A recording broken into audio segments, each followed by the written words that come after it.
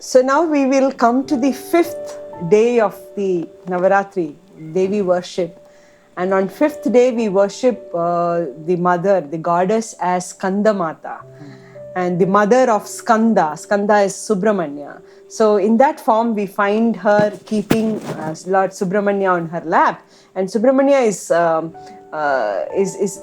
a form that stands for both jnana and karma, wisdom and action. So I'm sure there is something to also read between the lines in terms of this form. Yes. So Skandamata actually symbolizes bringing together the practical wisdom and action. It is said that Shiva Tattva is the blissful principle, calm and disengaged from action, whereas Devi Tattva is more action oriented, and she is the one responsible for all the activity in creation. So we generally know how women are more action oriented, multitasking, balancing. So that is the attribute of Skandamata. So when you're talking about Jnana Tattva, I was just thinking, not only in our Indian mythology or Indian cultural perspective, even in Grecian culture, if you see, we have different goddesses who symbolize certain virtues. So Athena, for example, she's a goddess, considered the goddess of wisdom, and she's supposed to have emerged from the forehead of her father, and that is very symbolic of her sharp intellect.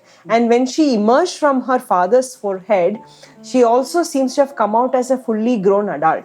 So the adult temperament in her and the sharp intellect in her is what leads to the wisdom that she represents. In fact, for any activity that needs foresight, planning, rationality over emotion, they refer to Goddess Athena. So it's not just in Indian traditional perspective that we have different forms of goddesses standing for certain virtues. Yeah, even in other civilizations, I'm sure there are certain representations of this kind, right? Yeah, so ma'am, from the Greece civilization, now that you spoke about Athena, in the early centuries of Greece, there was this law that women cannot practice medicine. Neither can they even study or practice. So there was this girl by name Agnes, and she was a perfect, the reason we call her a perfect combination, or rather I think she fits into this bill, is because she not only wanted to study and also practice. So she thought through how does she make that happen. She dressed herself as a man and she studied medicine, and she was the first one to start practicing. She was a practicing midwife and she delivered babies safely for a lot of women. And her practice had become so popular that she had to actually at one point of time prove to the society that she is a woman. Okay. And when that happened, all the women who she treated till then very successfully had stood by her, so much that the Greece law had to be changed. And they had to change it to allow women to study and practice medicine. So she is like a person who not only wanted to gain wisdom but also put it into action, and she didn't take a step back to achieve that. So that was a fantastic story, Aruna sister. Actually, the other aspect of Skandamata is motherliness, and I think that also is something very important as women we must dwell upon. In fact, could you share with us the story the other day you were talking about? The siege. Yeah, the siege of, So there was this German small town which was, actually they were defeated in war and they were supposed to be taken over. And all the women were given a chance to carry whatever they could on their shoulders. You know, it's a safe passage, but you can carry whatever you can. And they chose to carry their husbands on their shoulders so that the husbands don't, get to stay back and, get captured and, suffer a sentence or things like that. So a woman can actually treat or can actually be motherly to any relationship in her life. Be it a husband, be it a son, a mom, she can be a mother to her own father.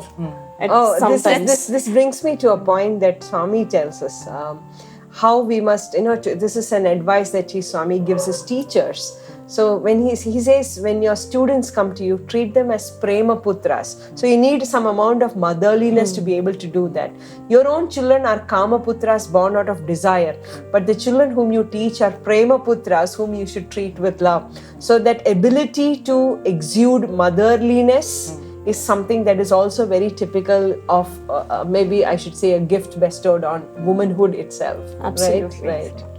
Shall we go to the 6th day of Yes. So on the 6th day, we worship Katyayani Mata, and Katyayani Mata is the manifestation of Devi Durga to slay Mahishasura. And later on, she was born to sage Katyayan, and this mother symbolizes the anger that arises in creation to restore dharma and truth. So in us, I feel it manifests in us as an ability of combating adharma in our life, and also standing up for something which is right or something like that. Yes. Do you think in your professional experience, did you have any such situation where you had to stand up for something?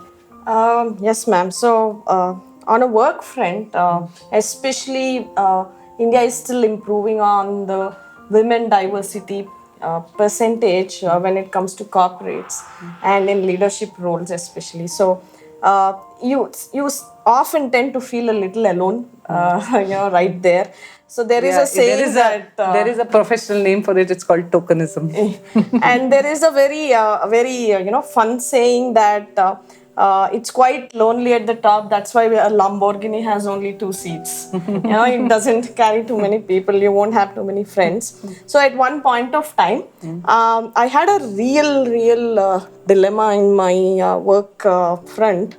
And obviously, it's a forum which decides what to do or how to go about a certain situation.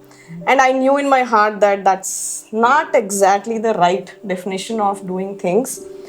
So it happens, so like if there's a context, so this right definition keeps changing according to the situation, context, and I knew perhaps the situationally it's right, but it's not that right. If I keep asking myself, will Swami call this right?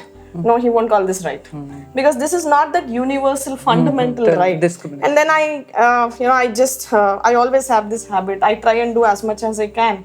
Then I'll look at him and I'll say, look, I did my best, and I want to sleep peacefully on my pillow saying, Swami, I gave my 100%. So he came in my dream, and I was very upset sitting in front of him, and I told him, Swami, I have this problem.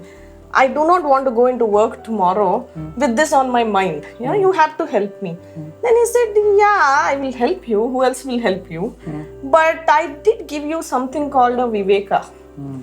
Viveka is the power to discriminate right and wrong, which I didn't give to every being I created. I gave you guys, you human beings, this particular power. Use it. I said, I used it, and I know it is not right. No, I mean, what do I do? He's like, don't sit back when you know something is not right or wrong. Stand up, make your point. But you should also know that when you make your point, you should make it with no ego. You should just tell yourself, this is right. I will not do this because this is wrong. This is fundamentally right. So just say that, make your point to that group or anything or any situation, and take a step back. So do not eat up yourself after you say this is right, and then you see 9 other guys, folks looking at you. Really, do you want to do this? Which is perhaps in that situation not so right for them. So I had this beautiful dream. It was a all-night dream, and I was discussing a lot of stuff with him. And from that day onwards, I've learned to not just say what is right. I have changed my signature to do the right thing. On my every official email goes out from my mailbox, it says do the right thing. So there are a lot of things which stopped coming to me, because of that tagline. Okay. And they have that mental barrier now. And looking at my signature, everybody thinks that I'm saying that to them. I'm actually saying it to myself. So it's a very powerful lesson which he's taught me, stand up for the right things. Yeah, so while listening to you, I quickly was remembering a Chinna Katha that Swami tells about how to decide what's right and what's wrong. So Swami says there were these 4 friends who began a cotton business. So they had a stockyard to keep their bales of cotton, and then they had some rat menace. So they got a cat in to help them out with that. Now they loved the cat so much, they wanted to tie a jingle and a gold one around its paw. So one day when this cat jumped from the heap of the bale of cotton and jumped down, it hurt one of its paws. So they very lovingly tended to the injury and tied a bandage around it. And in a couple of hours or so, the bandage came loose, and then there was a trail of cloth that was going behind the cat everywhere from the bandage. It so happened that the cat crossed the fireplace, and that trail of cloth caught fire. Now, in panic, the cat went all around, and the entire go down caught fire. So everything was turned to ashes, and now the 4 friends come together and they are having an argument about how do we compensate for the loss. So what they had done is, because they all loved the cat, each one had taken responsibility. Yeah, taken the responsibility for one leg of the cat. So they said the leg that got wounded, had the injury and had the bandage, was the cause of the fire, and that's why we lost everything. So the person who was responsible for that leg should compensate the loss. So the matter went to the court, and the judge listened to both sides of the story. And then the judge gave an interesting verdict. He said, it is the 3 healthy legs that actually took the cat to where it went for it to catch fire. So actually the 3 people who were responsible for the healthy leg should be paying the compensation. But now what is the whole point of the story? You know how Swami tells these stories? He says, for every issue at hand, there is this question of what is right, what is wrong. He says there is always a worldly point of view and a godly point of view. And the minute we start learning to look at things from the godly point of view, we will start doing the right thing. Okay? And the second point that you made was about being able to discriminate. And my mind goes back to this discourse, so I'll remember, in July 8th, the discourse that Swami gave, 1971, on the campus, the inauguration of the Anantapur campus. We were talking about how he started that as the first women's campus. So in one of those things, tips, that discourse is full of tips for women. And one of the things that Bhagwan says in that discourse is, Swami says how women have to be trained in certain sensitivities. And a very beautiful example Swami gives is, when there is something that is dishonorable or unpleasant about your family, that's not something you put on display in the public forum. Unlike the social media posts that we see today, probably, it's a contrast. Every problem. Yes. So Swami gives the example, and Swami typically beautifully picks a simile or an image to drive home that profound point. So Swami says here, look at Lord Shiva. He has the moon on his forehead in display for everybody to see, and the halahala, which is poisonous and harmful, he swallowed it and kept it in his throat. Because what is harmful, what is dangerous, what is not useful to the society has to be swallowed. The lady has to swallow what is not honorable and respectable for her family. And this is what brings me to the point that every point in time, a woman, or for that matter any human being, is faced with these 4 choices. The Swadharma, because she needs her individual stability. The Kula Dharma, because she's held more responsible than everybody else for the stability of the family. The Yuga Dharma, because we can give examples of Gayatri, Maitreyi, Gargi, Maitreyi, or any of the ancient. Yeah, any of the ancient, Savitri, Sita, everybody we spoke about. But with the spirit of the time changes. So there is a Yuga Dharma that is associated, and then there is Sanatana Dharma, which is the eternal value. So at every point in time, when we're talking about discrimination, when we're talking about what is right, what is wrong, we are caught in the web of these 4. And do we have a choice not to make a choice? No. We have to. Everybody. In fact, Arjuna himself at the battlefield was faced with all the four dharmas to choose from. Yeah. So, but I think one point we can make here about even this whole progression of different dharmas that you're talking about, in the times we are living today, it is becoming all-inclusive.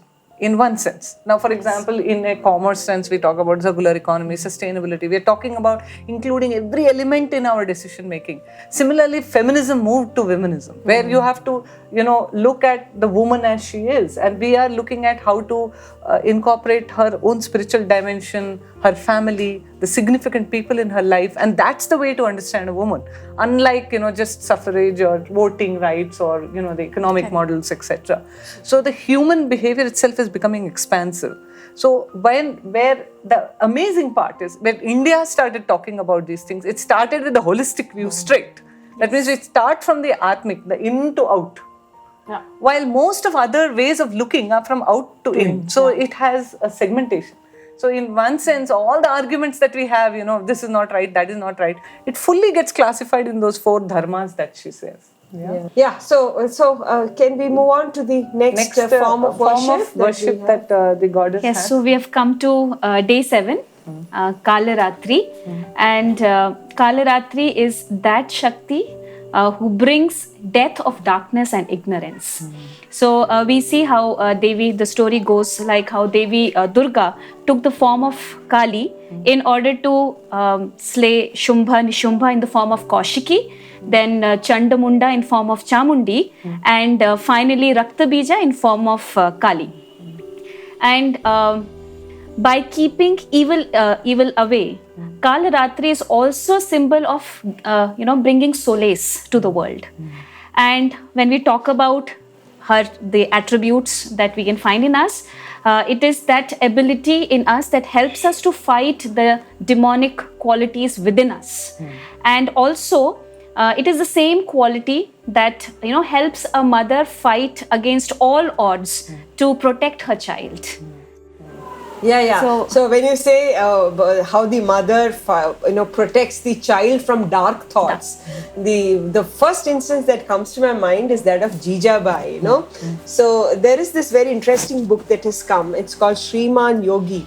As much as it is a biography of Shivaji, it is also the biography of Jijabai. And so, Jijabai was one of the examples that Swami quotes also. Yes, for exemplary motherhood. Exemplary motherhood. Yeah, so there is this very interesting episode that I read the other day, where Shivaji actually was asked to surrender his son Sambhaji and to Mirza Jaipur Singh, and then because they were all under the command of Aurangzeb, and instead of surrendering the forts, he had to surrender his own son. That was a choice given. Yes, and then he returns home obviously distraught and despondent and desperate, refused to see anybody or eat food. So Jijabai decides to go and see her son and inquire after him.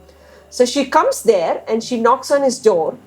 After a few minutes, she finds that there is some movement inside and the bolt is removed, but the door is not open still.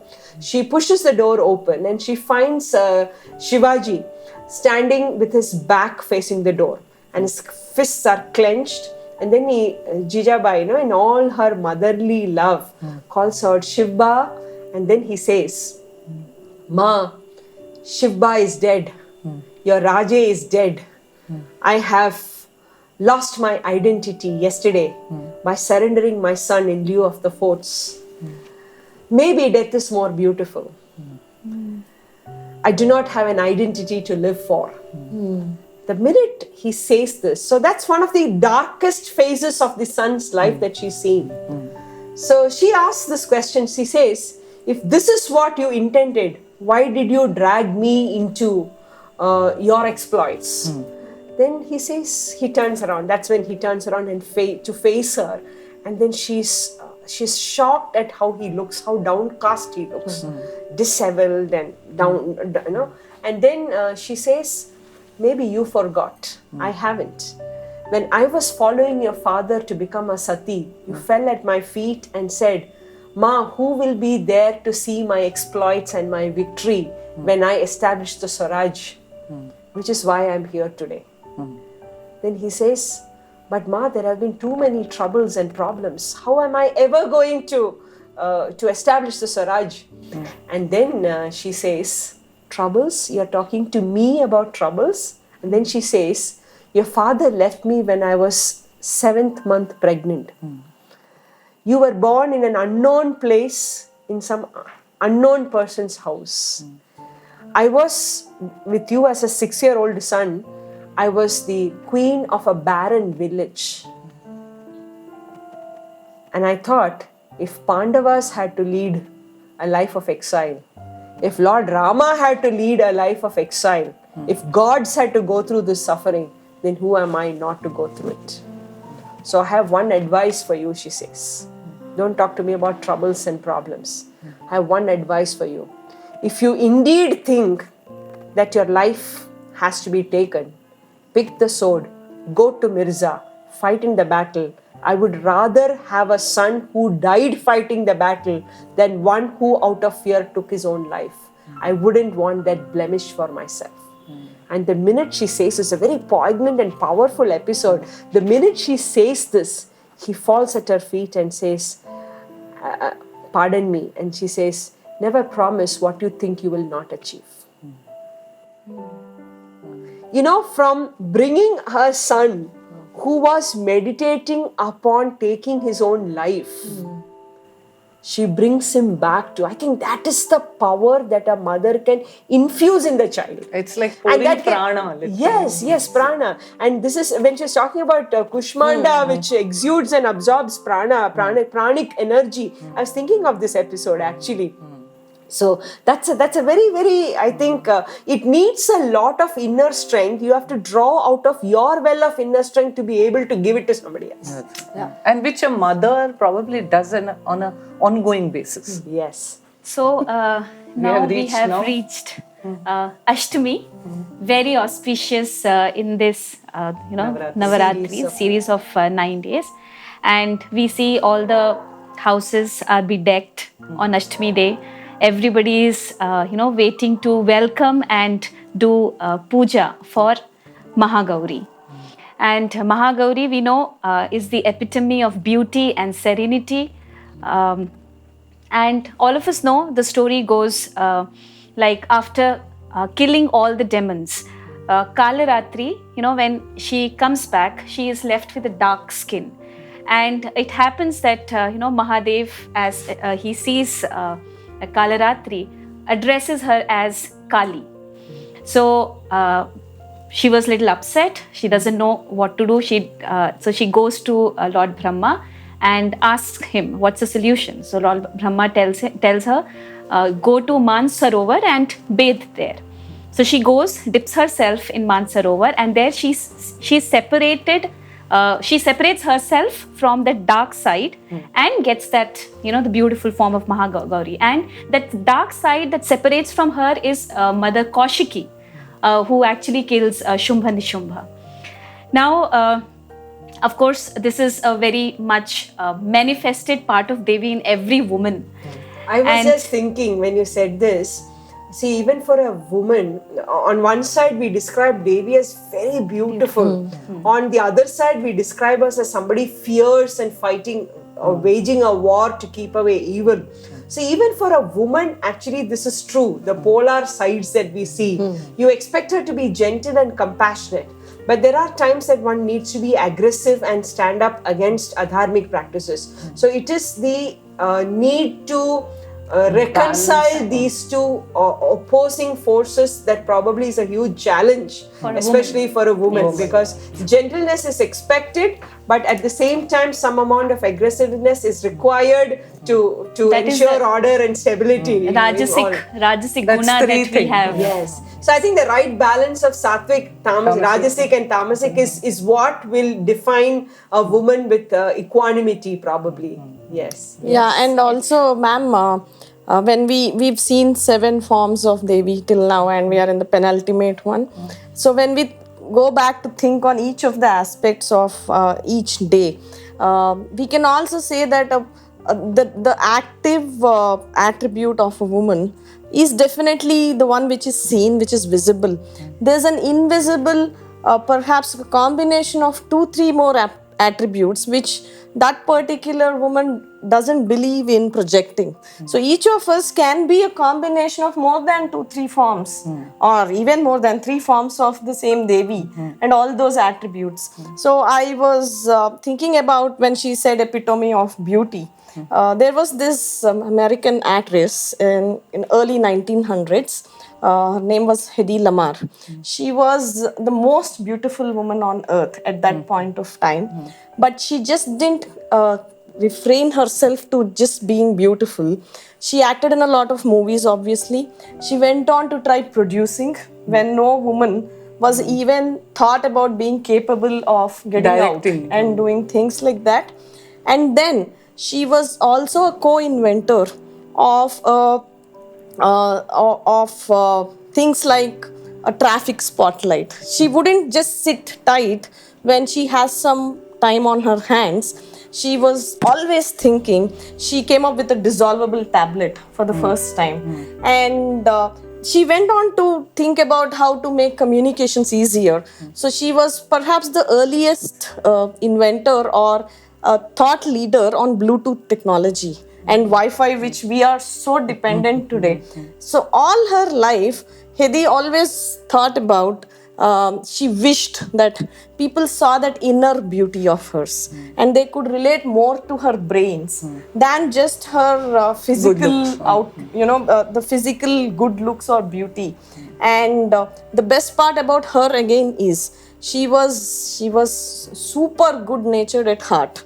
So she would only think about if not in the sense of charity, you'd only think about using her brain, using her intellect and ability to come up with something which will be for larger good. Yeah, so I remember some time back when we were doing an orientation session for the students at Anantapur, we had also come up with this concept of as ladies, there is a tendency to spend time, energy, money on beauty parlors because everybody wants to look good.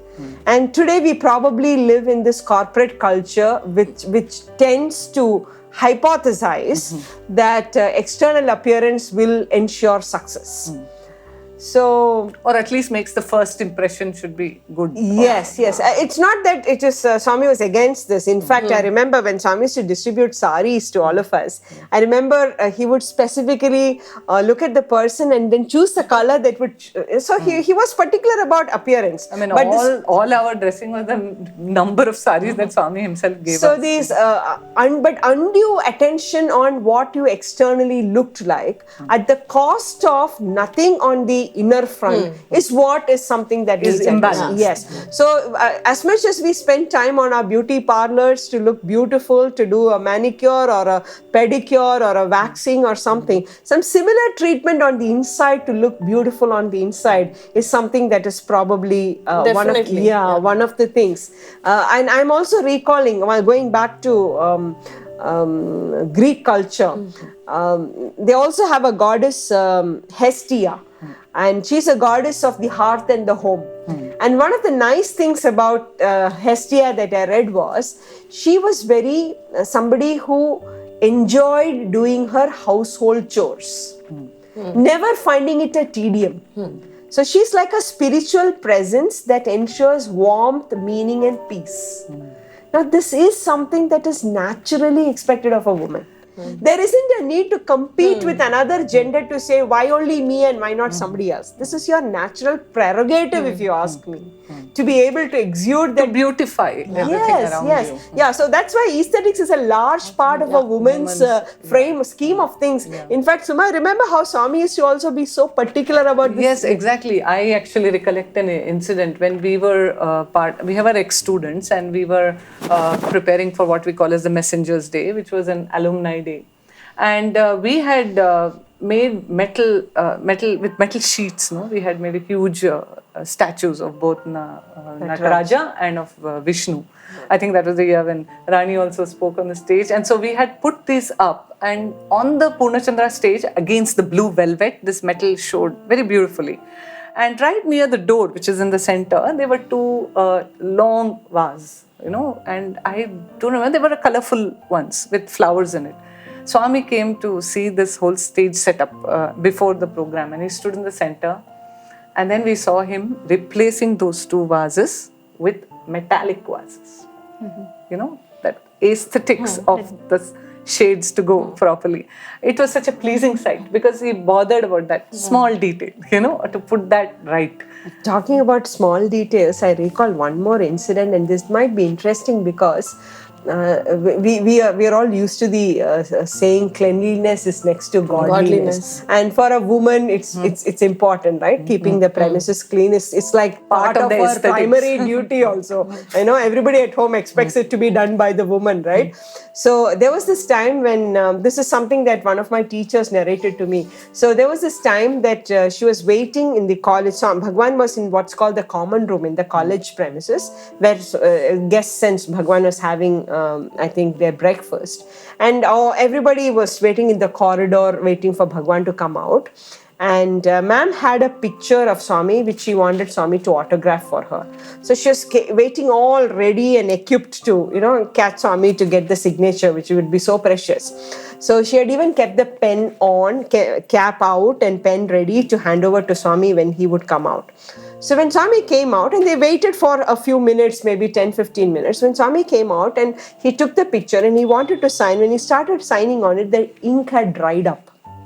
It was a fountain pen and it wouldn't write. So natural instinct is to shake the pen. That's what we all did when we used fountain pens once upon a time. So to shake it and then the pen would start writing. Swami suddenly started making way, and everybody was wondering where he was going with the pen. And he made way because on the edge of the corridor of the round building, we have a small canal. Yeah, for rainwater outlet. So Swami walked till there and then he shook the pen. And it was such a small thing, if Swami shook the pen and there were ink drops which fell, there'd be 100 people who would want to wipe that off for themselves. And here was Swami was being so particular about such a tiny thing as that. That's leading by example, right? Yeah, absolutely. So sometimes we have to observe him to learn. And I think a lot of learning for the women's campuses come maybe not verbally and explicitly, but also from these small moments of crucial importance in terms of tiny details. And also, I think, to sum it up, it's like when you have higher consciousness, refinement comes in every action. It doesn't matter how small or big the action is, there is a refined sense with it. Yes. And that, I think, is what the mother goddesses represent, that supreme refinement. Finesse. Which comes out of high consciousness. Yeah, true. And also, not just this beauty that we are talking about, inner beauty, but Mahagauri also stands for spreading that beauty beyond herself. And of course, we are talking about Swami and how finesse, and that by observing him, we can learn so much. We know just by Swami's presence, silence, smile, how his beauty and charm and grace used to just spread across. And also everybody. Yes, and I think from her, for us, it is like we must know and be aware of that responsibility that we carry. That we are somewhere responsible for the happiness of our own family members. So at home, we actually observe the day we are happy, our family is happy. The way we are moody, the whole atmosphere of the house is moody. So in fact, many times it happens, when I come back from Anantapur in the evening, it's very tiring journey. But as soon as I enter my house, it's like my house is expecting that happiness, not my work, but my happiness from me. And, my son comes running to me, very naturally, I think that mother instinct is there, that Mahagauri instinct is there in us, that we start exuding, despite the stressful time, despite the tiredness, we start exuding that natural happiness. And I'm sure the whole house lights up, as soon as I know when I enter my house. You're lucky. Yes. I wish and hope it happens to every woman. Yes. Shall we go to the day 9? Yes. Now we are curious to see the day 9. Navami. And I'm sure again everybody waits for that day, and it is, in fact, in north part of India, we have Kanya Pujan on Ashtami and Navami. So we call some 9 Kanyas and 8 Wash their feet. wash their feet and welcome them at home. So I think this is the day when, you know, all the houses are preparing early in the morning prasadam and everything for Navami. receive and the goddess. to receive Siddhidatri. And Siddhidatri, again, as the story goes, we know when Mother Kushmanda created the universe just by her radiating smile, and then she created the Trimurti. So it was that time when Lord Shiva approached her and asked to bestow him with 8 perfection, siddhis. Then she had bestowed on, as it is said in Devi Bhagavatam, 18 perfections or 18 siddhis on Lord Shiva. So again, So she is a Siddhi. giver of siddhi, giver of that inner power, that that intuitive self that is hidden within us. So Siddhidatri residing in the Sahasrara, the journey we started with Shailaputri Mooladhara actually culminates in that awakening of the actual divine power. And when you are at that consciousness, automatically the Siddhis come to you. That is the understanding problem. At a very practical level, it is that perfection that each of us aims at. So she stands for, she's epitome of perfection. Yes. In fact, some cultural program was happening and Bhagwan was praising the students for the well done program. And one of the elders told Bhagwan, all these talents are your gift, gift of God. And Swami seems to have immediately stopped him and said, talent is not the gift of God, talent is God. And I was recalling an occasion when I remember Swami said something similar to Actually, this was more about the perfection part of it. Yes. So we were, this was one more occasion when we were doing stage decoration, and we had made this huge cutout in thermocol of Jesus and Peter. And so it was a 2D diagram type drawing. So Jesus has his hand held up like this. So when this is seen from a front point, the thumb is not seen. So I hadn't drawn the thumb. I just drew these other fingers. So he asked me, where is the thumb? So I told him it is behind. And Swami actually went behind the thermocol and said, it's not there. And then I explained to him, Swami, 2D, if it's 3D, I could have made it and everything. And then he said something very important that time, which I now remember every time I do any artwork. He said that whenever you make great personalities or gods, be careful to draw every element of the, every limbs. Otherwise, it is amount to draw. Now there are and there are some subtle implications. So when we should not draw gods also very casually, because there is some inner meaning in creating the form. That form represents something. And then whenever we used to make it, the next time when we made something, we used to actually read all the texts, understand the measurements. What is the measurement from hand to elbow, elbow to wrist, wrist to this? There are measurements. And so when we use that and draw that, then the form, then it evokes something. So I think, just listening to her, something just came to me. I think scientifically also, generally women are better, or let me say very balancedly wired with the right and left brains. And that gives us a sense of, balance. People generally try and call it an OCD. You guys have a lot of OCD. Finickiness. Why are you so picky?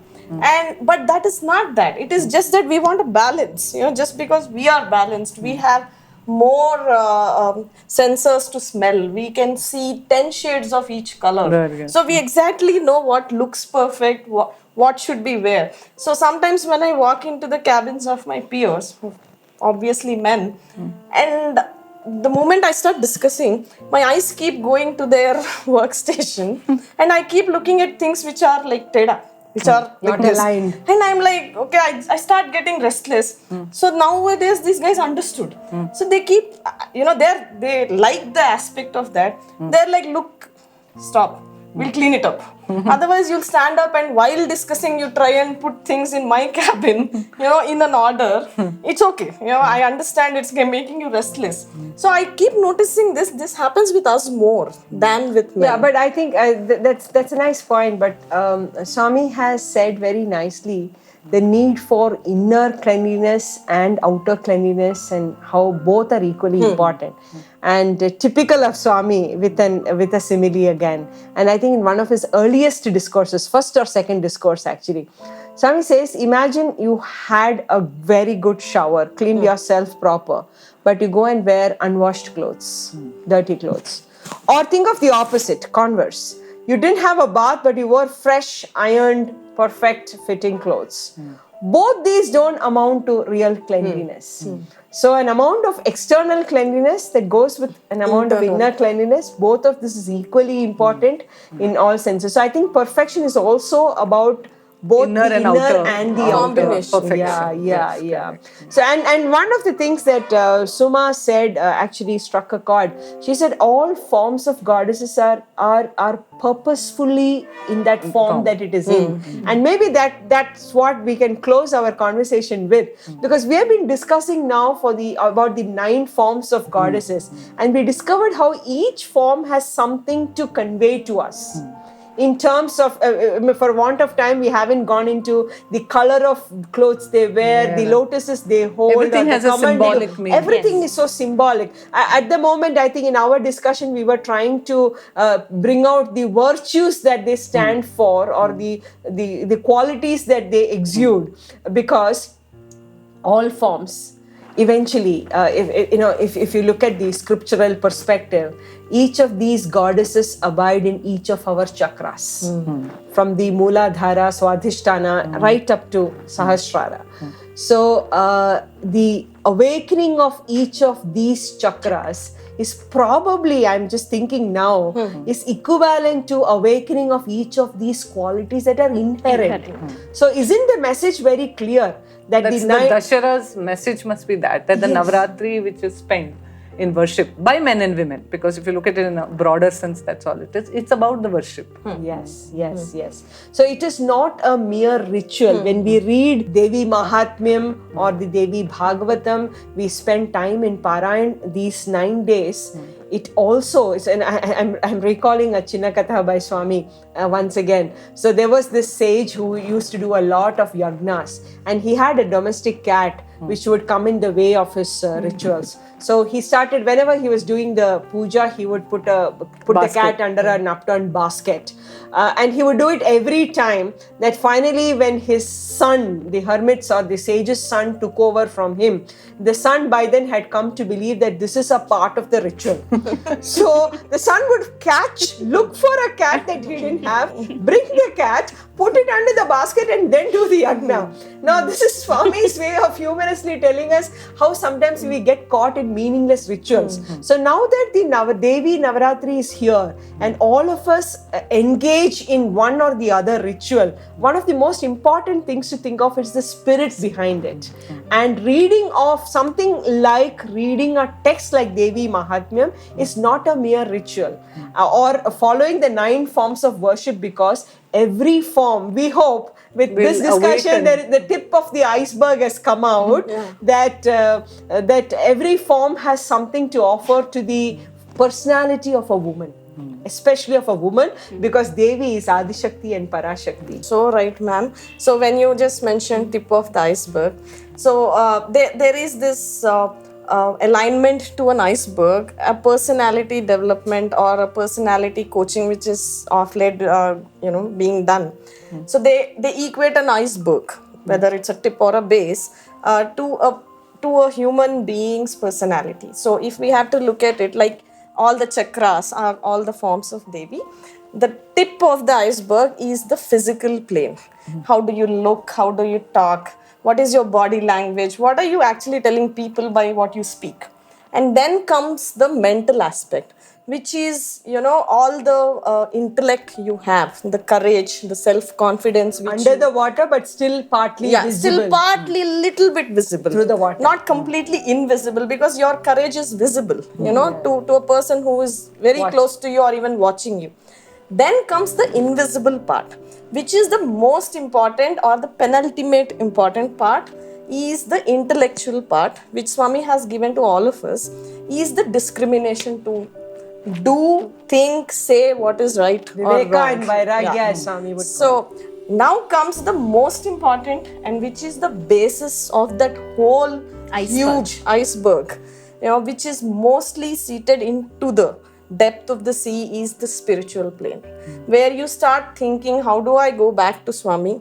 Why did he send me here? Am I on the right path? Who am I? Yeah. So I think the spiritual basis is finally... Actually, if you look at it from Swami's words, he talks about two dharmas, Achara Dharma, Atma Dharma. Achara Dharma is where all these roles, gender, differences, all this come. When you look at from the Atmic spirit, there is no man-woman. There is no difference. I mean, if you're looking at Adi Shakti, she's just energy. From it emanates everything. So from the Atmic point of view, if you were to look at everything, there is really no gender at all. So in the end of this whole journey, what we are actually reaching is this power or this Atmic reality, which is like way beyond all these differences of things. So if you look at it, it's not about the role of anybody. It's that Atmic spirit that we have to discover within ourselves. Yeah, so I was thinking of, Swami says there are three kinds of devotees, and maybe we can extrapolate that nice imagery and simile to ourselves. So Swami says, imagine a person who gets the fragrance of a flower. Okay, there is somebody standing somewhere and there is this fragrance of a flower coming. He or she can completely ignore it, not even notice. If you're not sensitive enough, you may not even notice that there is a fragrance that is wafting around you. There is a second category of people who acknowledge the presence of the fragrances. Yeah, there is some fragrance coming, and that's it. There is a third kind of people who say there is a fragrance. Where is it coming from? Go looking around and say, oh, this is a flower from behind the bush. So Swami says, even with respect to Godhead, it is like this. Some people don't really care about the presence or absence of God, like the presence and absence of the fragrance of the flower. Some people acknowledge it merely, but don't really go further than that. There are the others, and maybe we should be grateful to God when we somewhere probably figure in the third category, thanks to Bhagwan's grace, are at least trying to find what is the source of this fragrance. So even I would think if we extrapolated this to a womanhood, there are some women who probably, as women, we don't realize and recognize our inner potential and our power.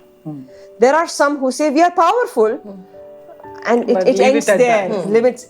And there are probably the third category, or there should be amongst us, who say, I am power, I have the power, and I must identify, go to the source of it so I can exude it, because it's all in me.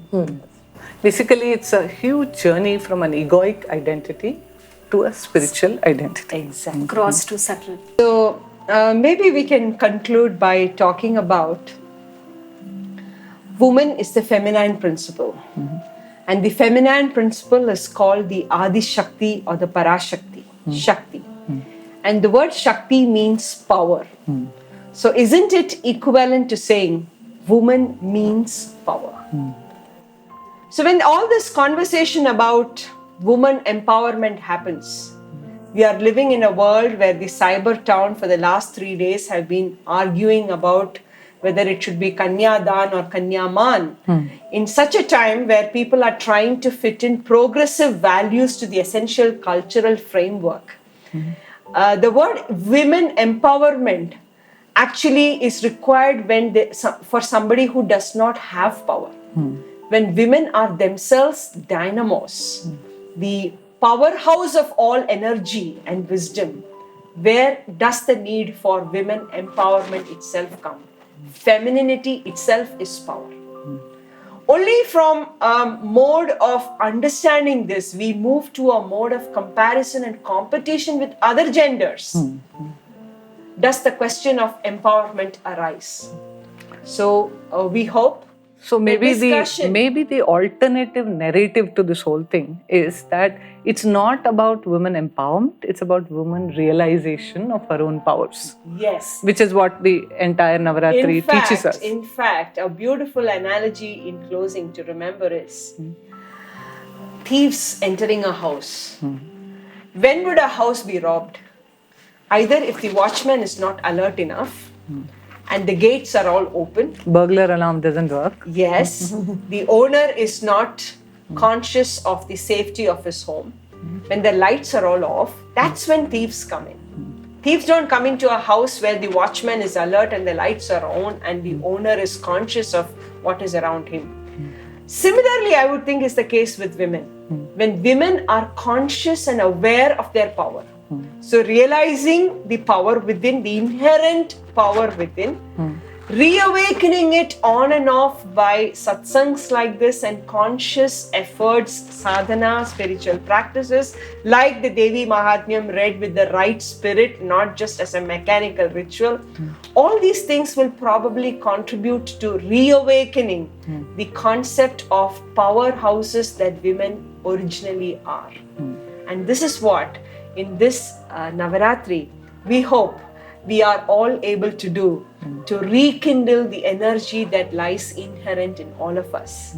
We are indeed grateful to Bhagwan that he gave us this opportunity, and we are the primary beneficiaries, I'm sure we agree, of this conversation. I know this whole exercise has allowed us to dwell on such great and lofty ideals. And there's a lot we can take from it first. Definitely. Yes. So we are grateful to Bhagwan for this opportunity to that he bestowed on all of us during the auspicious Devi Navaratri to think of what glorious stature womanhood actually is, and how it's a gift.